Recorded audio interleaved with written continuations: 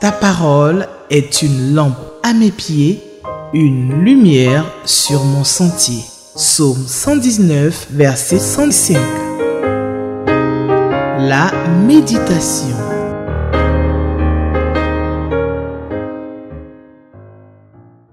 Nous sommes le samedi 14 décembre 2024. Bienvenue à votre émission La Méditation sur Espérance TV en collaboration avec la Ligue pour la lecture de la Bible. Le texte qui sera soumis à notre réflexion ce jour, c'est Esdras, chapitre 10, versets 1 à 44. Esdras, chapitre 10, versets 1 à 44. Alors, c'est un long passage. Par la grâce de Dieu, nous allons essayer de le parcourir et retenir ce qui sera essentiel pour ces enfants que nous sommes ce jour. Alors, prions. Éternel, notre Dieu et notre Père, nous te rendons grâce et nous te bénissons pour ce temps et ce moment. Nous prions afin que tu prennes le contrôle de ce jour et que tu nous conduises par ton esprit. Précède-nous partout où nous irons, garde-nous et conduis-nous. Nous avons besoin de toi plus que jamais. Parle à nos cœurs ce jour et fais-nous du bien. À toi seule la gloire. Au nom de Jésus, nous avons prié. Amen. Alléluia, que le nom du Seigneur soit béni. Nous allons donc lire Esdras chapitre 10, les versets 1 à 44. Alors, je lis la parole de Dieu. Pendant qu'Esdras, pleurant et prosterné devant la maison de Dieu, faisait cette prière et cette confession, il s'était rassemblé auprès de lui une foule très nombreuse de gens d'Israël, hommes, femmes et enfants, et le peuple répandait d'abondantes larmes. Alors, Shekania, fils de Jéhiel, d'entre les fils d'Élam, prit la parole et dit à Esdras: Nous avons péché contre notre Dieu, en nous alliant à des femmes étrangères qui appartiennent au peuple du pays. Mais Israël ne reste pas pour cela sans espérance. Verset 3. Faisons maintenant une alliance avec notre Dieu pour le renvoi de toutes ces femmes et de leurs enfants, selon la vie de mon Seigneur et de ceux qui tremblent devant les commandements de notre Dieu. Et que l'on agisse d'après la loi. Lève-toi, car cette affaire te regarde. Nous serons avec toi. Prends courage et agis. Verset 5. Esdras se leva et il fut juré au chef des sacrificateurs, des Lévites et de tout Israël de faire ce qui venait d'être dit. Et ils jurèrent. Puis Esdras se retira de devant la maison de Dieu et il alla dans la chambre de Jochanan, fils d'Eliashib. Quand il y fut entré, il ne mangea point de pain et il ne but point d'eau, parce qu'il était dans la désolation à cause du péché des fils de la captivité. On publia dans Juda et à Jérusalem que tous les fils de la captivité aient à se réunir à Jérusalem, et que d'après l'avis des chefs et des anciens, quiconque ne s'y serait pas rendu dans 3 jours aurait tous ses biens confisqués et serait lui-même exclu de l'assemblée des fils de la captivité. Tous les hommes de Juda et de Benjamin se rassemblaient à Jérusalem dans les 3 jours. C'était le 20e jour du 9e mois. Tout le peuple se tenait sur la place de la maison de Dieu, tremblant à cause de la circonstance et par suite de la pluie. Esdras, le sacrificateur, se leva et leur dit: Vous avez péché en vous alliant à des femmes étrangères et vous avez rendu Israël encore plus coupable. Verset 11. Confessez maintenant votre faute à l'Éternel, le Dieu de vos pères, et faites sa volonté. Séparez-vous des peuples du pays et des femmes étrangères. Toute l'assemblée répondit d'une voix haute. À nous de faire comme tu l'as dit. Mais le peuple est nombreux. Le temps est à la pluie et il n'est pas possible de rester dehors. D'ailleurs, ce n'est pas l'œuvre d'un jour ou deux, car il y en a beaucoup parmi nous qui ont péché dans cette affaire. Que nos chefs restent donc pour toute l'assemblée et tous ceux qui, dans nos villes, se sont alliés à des femmes étrangères viendront à des époques fixes avec les anciens et les juges de chaque ville jusqu'à ce que l'ardente colère de notre Dieu se soit détournée de nous au sujet de cette affaire. Jonathan, fils d'Azaël, et Jachzia, fils de Tikva, appuyés par Meshulam et par le lévite Shabbatai, furent les seuls à combattre cet avis auquel se conformaient les fils de la captivité. On choisit Esdras, le sacrificateur, et des chefs de famille selon leur maison paternelle, tous désignés par leur nom, et ils siégeaient le premier jour du 10e mois pour s'occuper de la chose. Le premier jour du premier mois, ils en finirent avec tous les hommes qui s'étaient alliés à des femmes étrangères.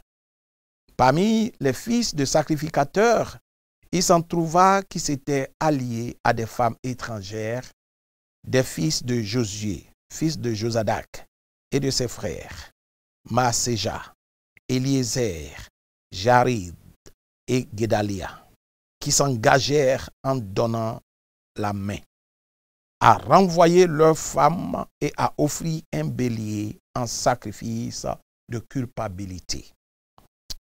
Des fils d'Imer, Anani et Zébadia, des fils de Harim, Maaséja, Éli, Shemeja, Jéhiel et Ozias.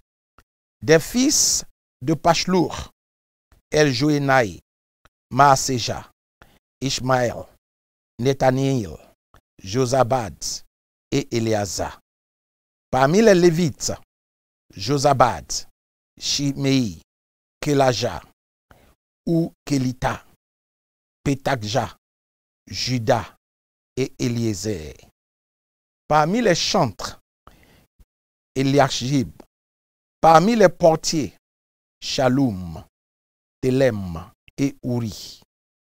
Parmi ceux d'Israël, des fils de Pariosh, Ramia, Jizija, Malkija, Mijamin, Eleazar, Malkija et Benaja. Des fils d'Elam, Matania, Zacharie, Jéhiel, Abdi, Jérémoth et Élie. Des fils de Zatou, Eljoénaï, Eliakib, Matania, Jérémoth, Zabad et Aziza. Des fils de Bebaï, Jokanan, Anania, Zabaï et Atlaï. Des fils de Bani, Meshulam, Malouk, Adaja, Jakub, Sheal et Ramoth. Des fils de Paknat Moab, Adna, Kelal, Benaja, Maséja, Matania, Betsalil, Binoui et Manassé. Des fils de Harim, Eliezer, Zishjija, Malkija, Shemaja, Siméon, Benjamin, Maluk et Shemaria. Des fils de Ashum, Matnaï, Matata, Zabad, Eliphelet, Jérémaï, Manassé et Shimei. Des fils de Bani, Madaï, Amram, Ouel, Benaja, Bédia, Keloulou, Vania, Mérémoth, Eliashib, Matania, Matnaï, Jazaï, Bani, Binoui, Shimei, Shelemia, Nathan, Adaja, Maknadaï, Shakjaï, Sharaï, Azaril, Shelemia, Shemaria, Shalom, Amaria et Joseph. Des fils de Nebo, Jéhiel, Matidia, Zabad, Zébida, Jadaï, Joël et Benaja. Et le verset 44, tout cela avaient pris des femmes étrangères et plusieurs en avaient eu des enfants. Amen. Alors, ce long passage nous situe sur ce qu'il faut comprendre ici, comme intitulé comme thème, se séparer de l'objet du péché. Se séparer de l'objet du péché. Alors, la Bible, à travers ce passage, nous prend étrangers. De quoi s'agit-il? Il s'agit des enfants, des fils de la captivité retournés donc de Babylone, qui se retrouvent donc à Jérusalem. Et étant donc de retour à Jérusalem, se prennent donc des femmes étrangères. Et ceci en contradiction avec les commandements du Seigneur. Cela combat, si vous voulez, la pureté spirituelle, la pureté de la culture du peuple de Dieu, de ce grand Dieu que nous servons. Alors, ce passage peut se structurer en deux parties. La première partie, c'est la prise de conscience du péché. Et la deuxième partie, c'est la mise en exécution de la décision après donc la repentance. Bien-aimés dans le Seigneur, à travers ce passage, nous allons plutôt parler de la repentance. Mais la repentance commence toujours par une prise de conscience. Alléluia. Et le lecteur de la Bible ce jour va nous aider à plus d'un titre. Alors, le peuple prend conscience. Il prend conscience de son état de pécheur. Oui, pécheurs, nous le sommes et nous nous reconnaissons comme tels. C'est le premier pas vers la repentance. Pendant qu'Esdras pleurait, pleurant et prosterné devant la maison de Dieu, faisait cette prière et cette confession, il s'était rassemblé auprès de lui, la Bible dit, une foule de très nombreuse de gens d'Israël, hommes, femmes et enfants. Et le peuple répandait d'abondantes larmes. Mais l'objet de ces larmes, de cette posture de ce peuple n'est rien d'autre que le fait de s'être alliés à des femmes étrangères. Alléluia. Ils s'étaient mariés à des femmes étrangères et ils avaient eu des enfants. Alors, nous voulons rappeler que la vraie repentance inclut trois étapes majeures. D'abord, le premier acte, c'est la prise de conscience, comme nous l'avons dit tout à l'heure. Prendre conscience soi-même que l'on a péché. Prendre conscience soi-même que l'on a péché. Cette décision ne doit pas venir de l'extérieur, mais de nous-mêmes, de l'intérieur. À savoir, s'arrêter et faire le bilan et constater que nous avons péché. Combien de fois ne nous est-il pas arrivé de nous justifier en disant « c'est l'autre qui m'a fait pécher », en accusant, en nous mentant à nous-mêmes que nous n'avons jamais péché et que nous n'avons pas péché et que nous n'avons pas besoin de nous repentir. La deuxième étape, c'est il faut déclarer à Dieu ce que nous avons péché. Et c'est là que commence la confession. Déclarer à Dieu que nous avons péché. Et ici, dans ce passage, nous voyons bien ce qui va se passer. Il a dit, il faut comprendre, parce qu'Esdras dit que le renvoi de toutes ces femmes et de leurs enfants selon la vie de notre Seigneur. Il reconnaît cela à travers la voix de Shekania qui dit, fils de Jéhiel, qui dit au verset 2, et il le souligne très bien, il dit, nous avons péché contre notre Dieu en nous alliant à des femmes étrangères qui appartiennent au peuple du pays. Amen. Cette confession est majeure parce que cela est le point de départ de la confession de la repentance. Après la prise de conscience, l'autre étape, c'est la confession. Il faut avouer l'objet du péché. Alléluia. Il dit, faisons maintenant une alliance avec notre Dieu par le renvoi de toutes ces femmes et de leurs enfants selon la vie de mon Seigneur et de ceux qui tremblent devant les commandements de notre Dieu. Alléluia. Il est important à un certain moment de revenir à Dieu, à la parole de Dieu, à ce que Dieu a dit, dans nos agissements, dans nos comportements, dans nos actes, dans nos propos, dans tout ce que nous faisons. À tous les niveaux, dans tous les aspects de nos vies, nous devons revenir à la parole de Dieu. Est-ce que ce que nous faisons est conforme à la parole de Dieu ou pas? Si c'est conforme à la parole de Dieu, nous continuons. Si ce n'est pas conforme à la parole de Dieu, c'est l'expression de la désobéissance. Alors, il faut nous repentir. Alléluia.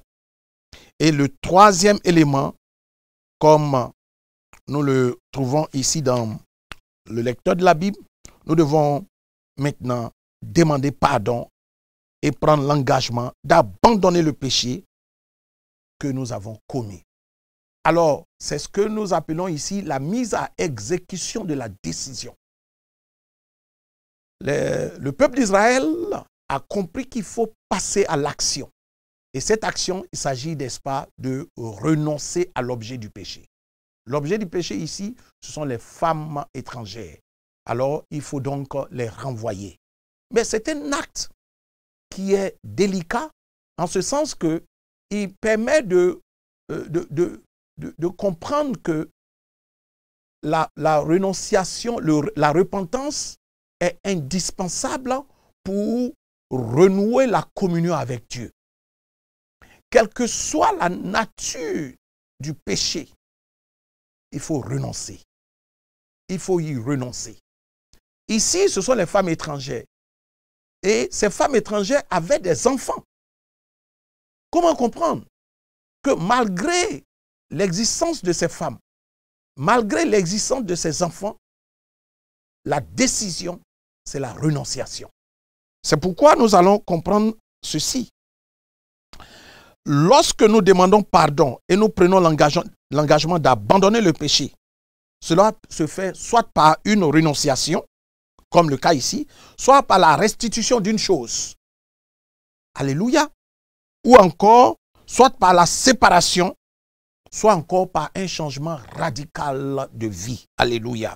C'est ce qu'a proposé Shekania à tous ceux qui avaient violé l'interdit de Dieu en contractant des mariages avec des femmes étrangères.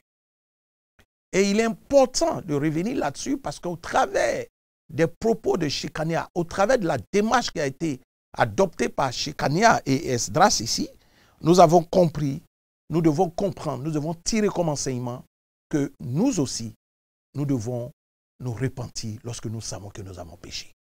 Il y a une prise de conscience. La conscience est ce juge intérieur qui est en nous, qui nous permet de comprendre à travers l'action du Saint-Esprit, de savoir que nous avons péché. Parce que le Saint-Esprit nous convainc du péché et du jugement. Et donc nous devons faire attention. Lorsque nous avons péché, tout ce qui nous reste, notre relation avec Dieu est là, elle demeure, parce que Dieu ne veut pas nous perdre. Mais notre communion avec Dieu est brisée, parce que Dieu ne fait pas exception, ne s'accommode pas avec le péché. La lumière ne peut pas marcher avec les ténèbres. C'est pourquoi, bien-aimé dans le Seigneur, lorsque ta conscience t'interpelle et t'appelle pour dire que tu as péché, parce que l'acte que tu viens de poser est en contradiction avec la parole de Dieu, alors tout ce qui reste à faire, c'est de marquer un arrêt et prendre conscience du péché, confesser son péché et renoncer à ce péché. Alléluia, c'est la repentance. C'est à ce prix que notre communion avec Dieu peut se rétablir. Notre intimité avec Dieu peut se rétablir. Et il est important de comprendre cela. Dans les familles, dans les foyers, entre l'époux et l'épouse, entre les parents et les enfants, entre la famille et même les servantes et les servantes de la maison, entre l'entourage, dans la communauté, sur le plan professionnel, nous devons veiller à cette attitude, à cette démarche, à savoir que la vie que nous menons est une vie de service pour l'autre. Et l'intérêt de l'autre doit passer avant notre intérêt. Voici l'expression de l'amour. Et notre amour pour Dieu doit être ineffable et inénarrable. Nous ne devons pas, c'est un amour inconditionnel que nous devons vouer à Dieu. Car c'est le premier commandement. Tu dois aimer ton Dieu de tout ton cœur, de toute ton âme et de toute ta pensée. Aimer Dieu, c'est obéir à sa parole. Aimer Dieu, c'est se soumettre à sa parole. Il ne s'agit pas d'obéir à sa parole sans se soumettre à sa parole. Car on peut obéir sans se soumettre. Mais ce que Dieu veut des hommes et des femmes, des disciples qui non seulement obéissent à sa parole, mais également se soumettent à sa parole. Voici ce que nous devons comprendre. Alors, la proposition de Shekinah fut traduite en une loi et mise à exécution. Cependant, il y a eu une opposition de quelques personnes. Mais elle n'a pas empêché le processus d'aboutir. Vous savez, lorsque vous êtes un enfant de Dieu, quel que soit ce que vous allez faire, il y aura toujours une opposition.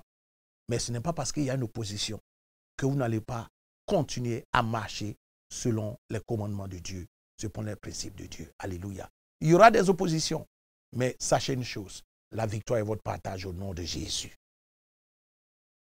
Ce jour, encore des membres des communautés s'érigent en obstacle à la repentance de beaucoup de frères qui traînent des péchés de ce genre-là dans leur vie. Oui, certaines personnes ça peut être dans la communauté, ça peut être dans l'église, ça peut être dans la famille, où on laisse traîner des péchés, alors que nous savons que l'acte qui a été posé est l'expression de la désobéissance avec la parole de Dieu. Et on commence à couvrir cela.